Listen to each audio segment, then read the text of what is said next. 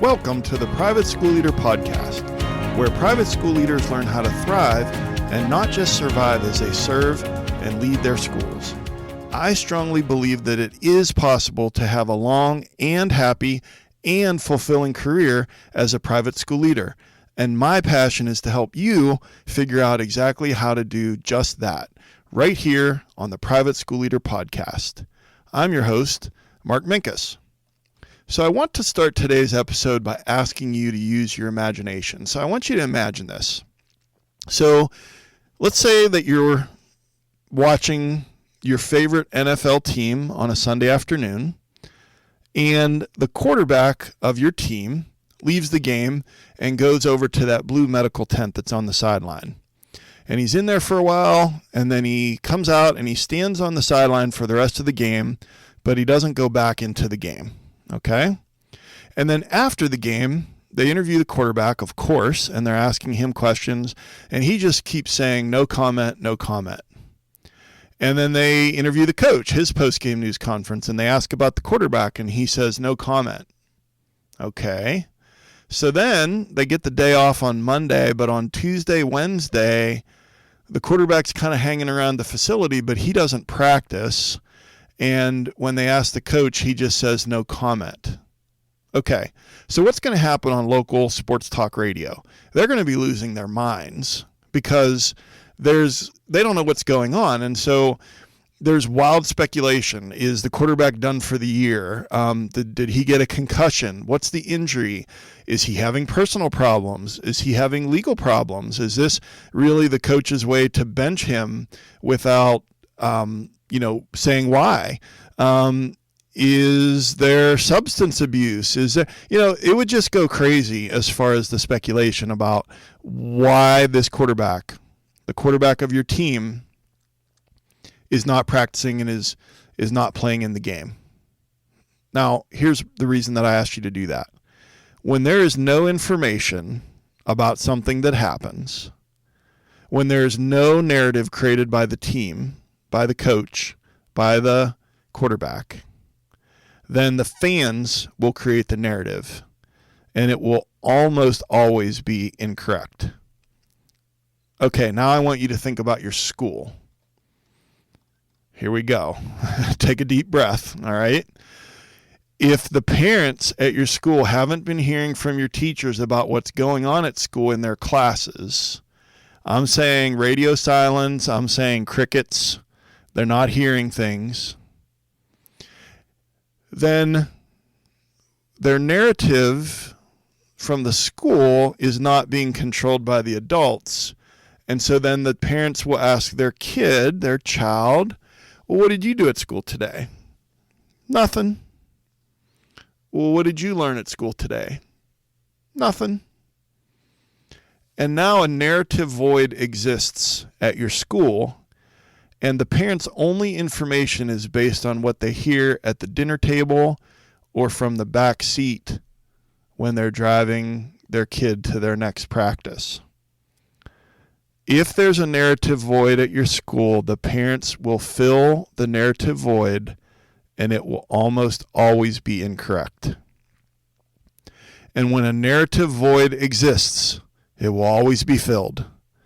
And so on today's episode of the Private School Leader Podcast, we are going to talk about the narrative void. What is it? I'm going to give you a couple of examples of narrative void. I already gave you one in sports. I'm going to give you one for business and one from entertainment. How will my parents fill the narrative void at my school? Why does it exist in our schools? And most importantly, what are some strategies that my teachers can use to intentionally fill the narrative void? So important stuff here today. But before we jump into today's topic, I want to let you know I've created a free guide for you called 5 Strategies to Help You Work with Difficult Parents. And this guide will help give you tools to build better relationships and have better meetings with difficult parents at your school. And you can get that at theprivateschooleader.com/parents. Also, I'd like to ask for a favor. I would really appreciate it if you would take a few minutes and go to Apple Podcasts or wherever you listen to this podcast and write a review, because your reviews actually help the algorithm push this podcast out to more private school leaders as a suggested podcast. And wherever you listen, just write a review and rate the show.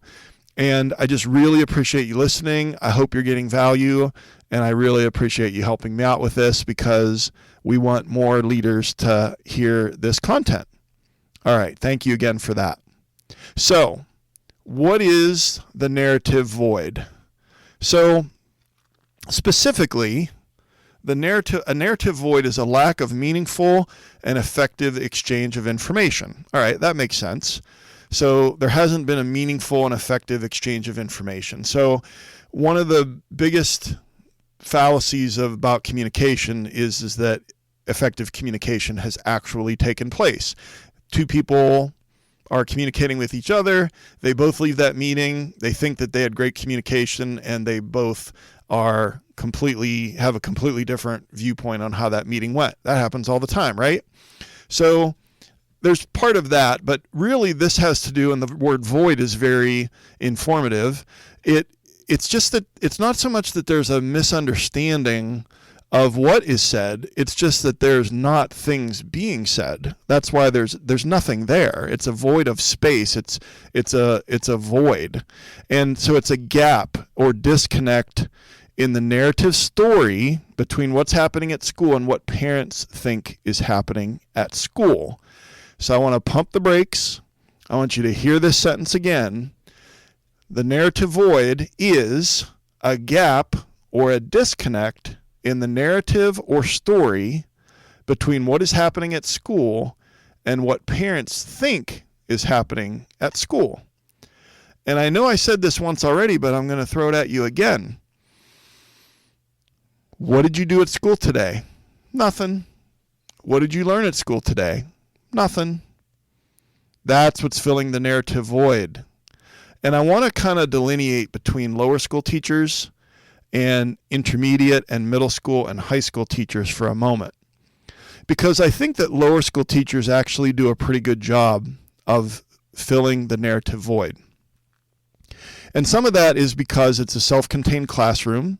They spend all day with those students, and so they see those students as their specific responsibility. And over the years, what I've seen is that lower school teachers are pretty good about a weekly email or a class newsletter. At our school, we have Classroom Dojo. I'm sure you have things at your school that are ways for teachers to communicate.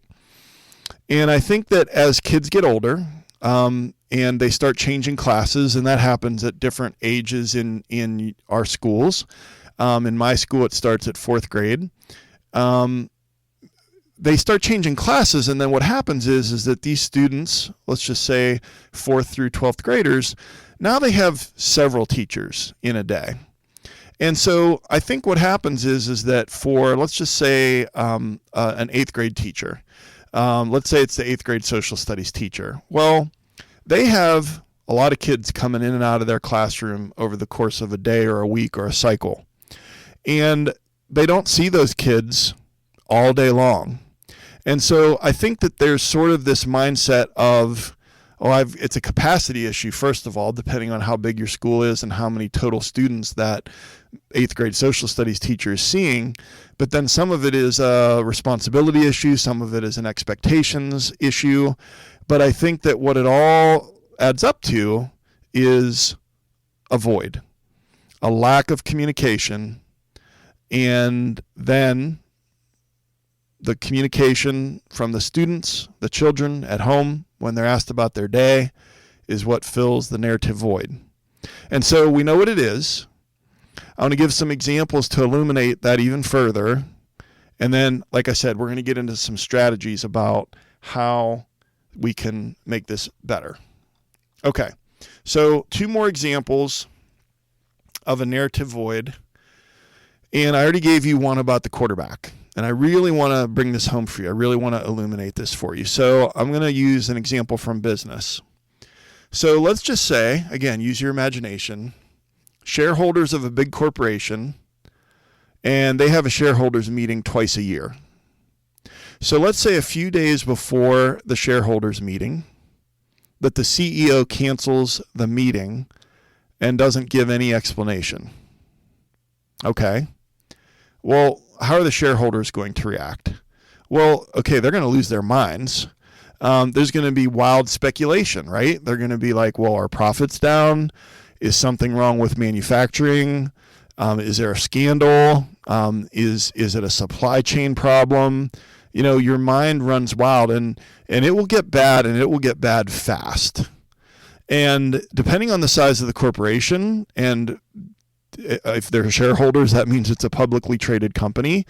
Something like canceling a shareholders meeting and not filling that narrative void will most likely lead to that stock doing a nosedive. And so it will get bad. The narrative void exists. It will always be filled, and it's usually going to be filled with something that is incorrect. Okay. And then one last example, and this one, I gave you one from the sports world, one from the business world. I'm going to give you one last one from the entertainment world. All right. So last month, my daughter somehow managed to get tickets to the Taylor Swift concert when she came to town. And let's just say that Taylor Swift cancels a show, and there's no information about why. Just the show's canceled. There's no statement from her PR people. It's just the show's canceled, and there's no information. Okay, so now the speculation begins. Was she sick? Did she have the flu? Are her vocal cords damaged? Is she having personal problems? The speculation will get wild. It'll be about mental health or boyfriends or substance abuse, or she doesn't care about her fans, or you name it. It'll just be, stuff will be made up, and it will get bad, and it'll get bad quickly. And it's because whenever a narrative void exists, it will always be filled. So I hope that we've teed this up, that you're thinking about this in the context of your school. And what I want you to be thinking about, honestly, is to assess right now on a scale of 1 to 10, and you could break it up by division. Let's just say you break it up by lower school, middle school, upper school. And on a scale of 1 to 10, you're going to, with 1 being the worst and 10 being the best, I want you to rate for a moment. Just think about this. Come up with a number. My lower school teachers, how are they at filling the narrative void with my parents? Keeping them informed about what's going on, generating some excitement, maybe a few photos, making sure that they know kind of what's going on. Lower school, scale of 1 to 10. What about your middle school teachers? On a scale of 1 to 10, how are they doing with filling the narrative void with the parents? Is that number lower than lower school? If so, why?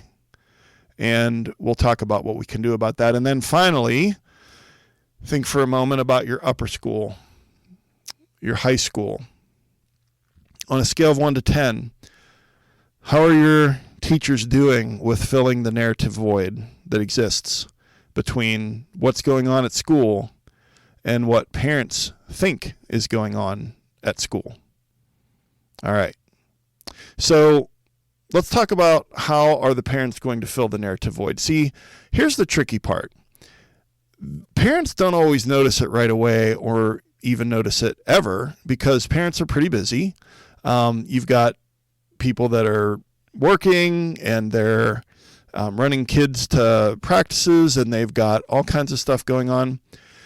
But then what I've found in my experience is that what happens is that it's like they don't notice, but all of a sudden they do notice, and then it's like a big deal. Okay? Does that resonate with anyone listening right now? They don't notice the narrative void. They don't really notice that they're not hearing much from the school or knowing much about what's going on with their kid. But then all of a sudden they notice, and it's a big deal. So I want you to think about this, that the narrative void has a huge influence on a lot of things. First of all, retention. So every year, parents are asked to re-enroll at your school. And every year they make a decision. Sometimes it's an easy decision, sometimes it's not. And the decision that they're being asked to make is, am I receiving good value for my tuition dollars? We actually have that as a question on our annual survey. And that's a whole nother episode. If you don't have an annual survey, I would suggest that you create one and start to do that, usually early spring, late winter. One of our questions on our survey is, do you perceive that you get a good value for your tuition dollars? And then there's a scale. But when it comes to retention, they're making a decision on whether or not it's worth it for me to spend this money this way or to spend this money a different way. And so I feel that it's important, if we know that we as leaders can have clear expectations for our teachers to fill the narrative void, we can have it be a no-brainer for parents. Of course. And it's not just the warm and fuzzy things about the community and about the how happy their kid is at school and the school spirit and just the warmth of the teachers and their dedication. All of that can be true. But if they feel like they're in the dark, not only about what's going on at school, but this extends to, are your teachers updating their grade book? Are teachers updating the parent-facing digital homework, place where homework lives? Or is that not being updated and it's really far behind? And what about parent-teacher conferences? Are there surprises at parent-teacher conferences? So again, the narrative void has a huge influence on retention, perceived value for tuition dollars, the overall perception of the school, and the quality of relationships between the parents and the teachers. So how and when will parents fill the narrative void? Well, they'll do that in the conversations that they have sitting next to each other in the bleachers at the basketball game, or if two of them go on a morning walk or a morning bike ride together, or by text, or when they're at the pool, or they're at the gym working out, or at a kid's birthday party and the kids are playing and the adults are standing around talking. Basically, any time that they're together, if it comes up, the narrative void will be filled. Well, how will they fill it? Well, think about the information that they actually have. What did you do today? Nothing. What did you learn today? Nothing. Now, we know that the kids did hands-on, long-term projects, engaged learning, that they had an amazing day at school. And what did you learn today? We know that they learned things today at your school. But I mentioned before about the kind of the difference between lower school and middle school and high school. It's kind of a double whammy. And what I mean by that is that usually, in my experience over the years, lower school teachers, because it's a self-contained classroom, do a pretty good job of keeping the parents informed of that stuff. And lower school kids are young enough that they're still excited when they come home to talk about their day. But you know that when you get to middle school and high school, that's not cool anymore. And so it's cool to just grunt or say nothing or whatever. And so if in middle school and high school we take a little drop down from what the parents were used to in lower school, then again, that void exists. So how will the parents fill it? Well, they might say, I have no idea what's going on at school. Or you would think for what I'm paying in tuition, I would know what my son is learning in science class. Or it will be speculation. Are they going to give your teachers the benefit of the doubt and say, well, they were really busy and maybe that's why I haven't heard anything? Okay, maybe they will. Maybe they think that they really aren't doing that much, or maybe they really aren't learning anything. Because what do they have to change that point of view? Here's another thing that they could do. Well, my son said that they watched a movie today. Well, okay. It was probably like a 3-minute brain pop video that was relevant to the class, but that's just an example of filling the narrative void. And it sounds crappy and it feels crappy, but this is something that is sometimes said and it's based on the information that they hear. Another way that they could fill it is saying something like, well, I really wonder if my daughter's going to be ready for high school, or I really wonder what the academic rigor is over there. I never hear anything about what's going on. And just, I want you to pause. I know that some of this is uncomfortable, but hopefully it will spur you to take action if you need to take action on this issue at your school. But I want you to think about the cumulative effect of the narrative void. And again, that it's not a little decision, that big decision that they make, that when re-enrollment is upon them and they're asked that question and they're asked to think about, is what they're getting worth what I'm paying?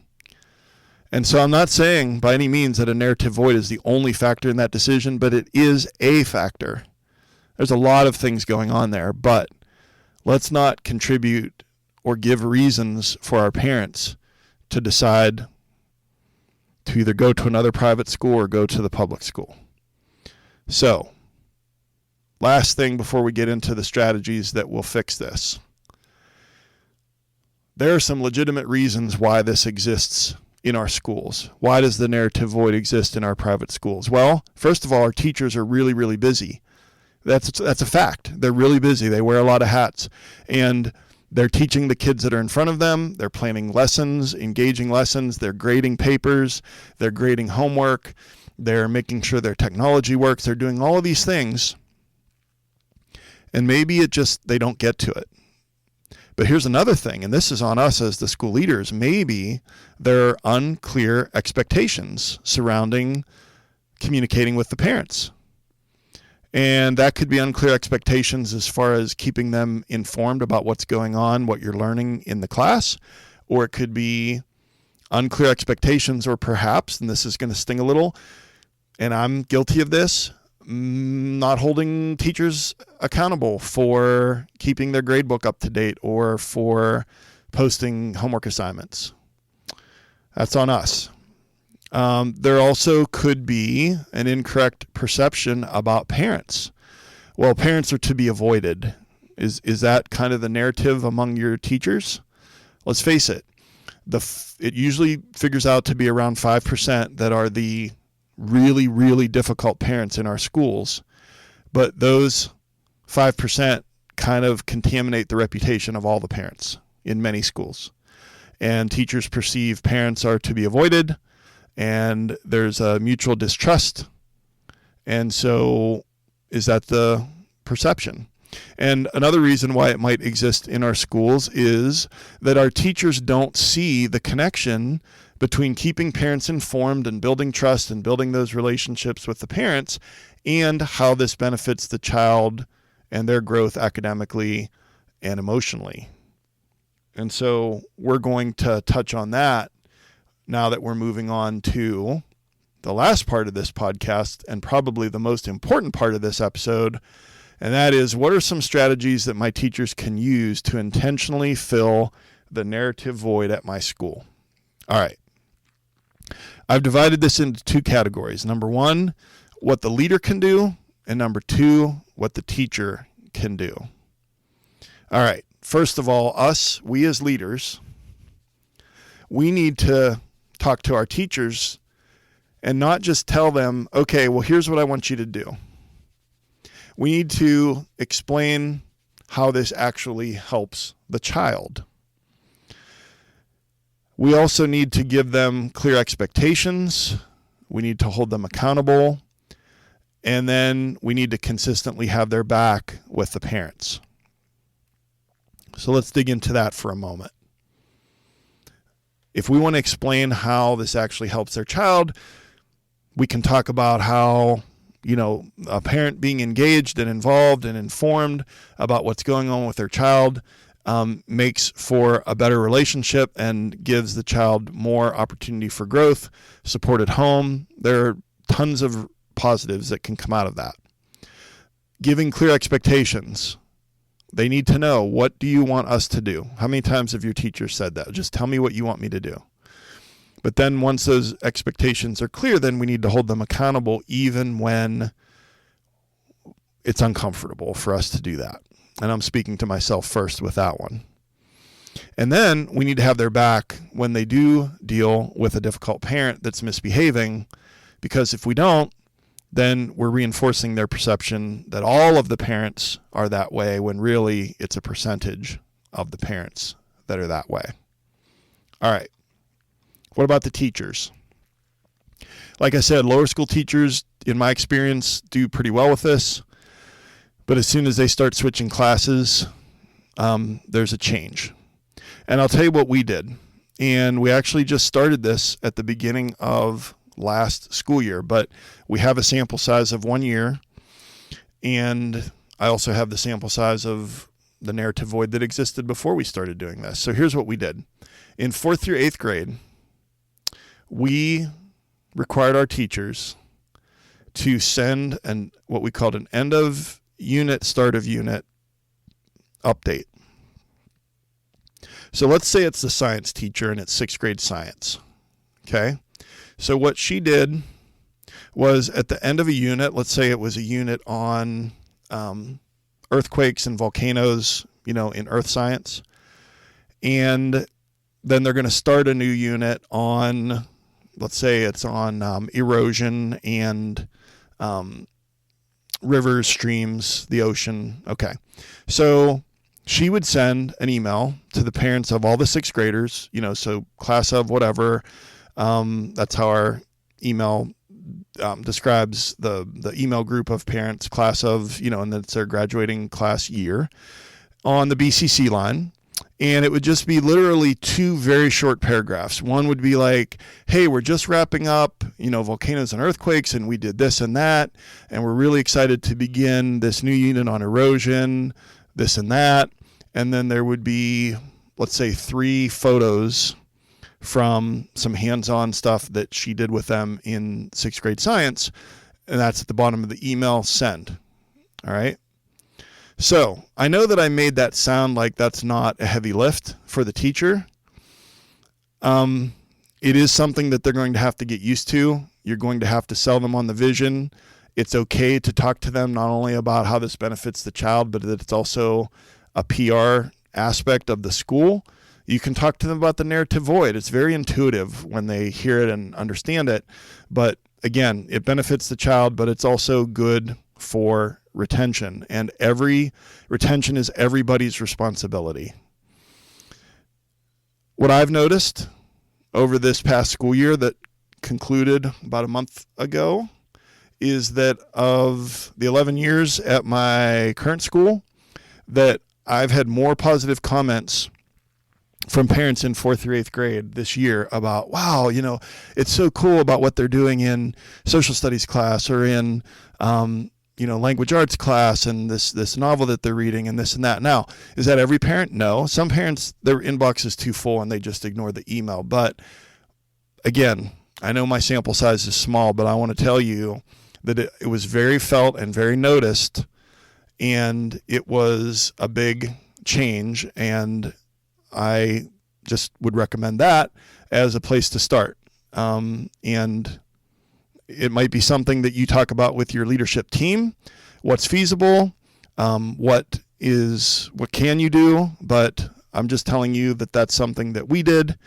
And, once a unit, and do the whole grade, our teachers adjusted to it. And it was, I don't want to say it was a really, really heavy lift for them. It was more work, but I think that they adjusted to it as far as being able to figure out ways to do that and it not be a big, big lift for them. Okay. And then just to wrap it up, the last couple things would be, again, making sure that your teachers are consistent with the gradebook and posting homework, that teachers need to reach out when there's an issue, kind of that no surprises policy.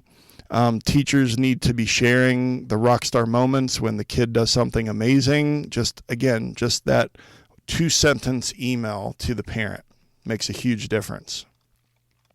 And honest feedback at parent-teacher conferences or on report card comments. So sometimes teachers want to hold back on that honest feedback because They don't want to deal with the parent. But that is another way to continue to fill the narrative void. It's not just done with an email that talks about what they just learned and a couple of photos. That helps a lot. I've seen it. But it's all of these other things that are very, very likely at your school already part of their job, part of their expectation. It's just the follow through. Okay, so let's talk about the big takeaways from today's episode. When a narrative void exists, it will always be filled. And it's a void, it's a gap, it's a disconnect, and it will be filled either by the teachers or by the parents. And I gave you some examples of narrative void in sports and with a quarterback, business, shareholders meeting that was canceled, and entertainment, a Taylor Swift concert that was canceled. And so you have to ask yourself, how will my parents fill the narrative void?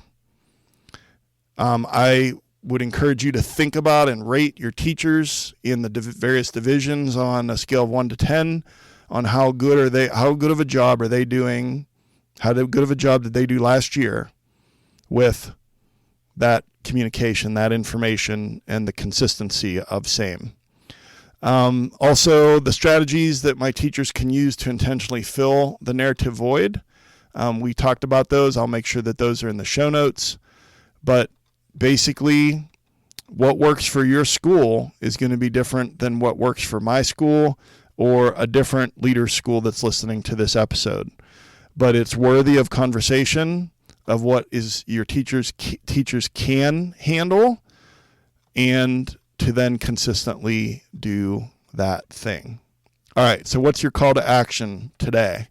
Well, I want you to pick one thing that you are going to do to have your teachers fill the narrative void at your school, because it exists at every school, just to varying degrees. Maybe it doesn't exist at all at your school, and you guys are rocking it. Well, then, if that's the case, then thank you for listening. This episode, I guess, really wasn't for you. But in most of our schools, some level of narrative void exists. So your call to action is pick one thing that you're going to do to have your teachers fill the narrative void, and then you're going to clearly communicate that expectation during Teacher in Service in August, if you're listening to this in real time, or at your next faculty meeting if you're listening to this at some point in the future. All right, let's wrap it up. A reminder that there's a free resource for you called The Top 6 Ways to Protect Your School from a Lawsuit.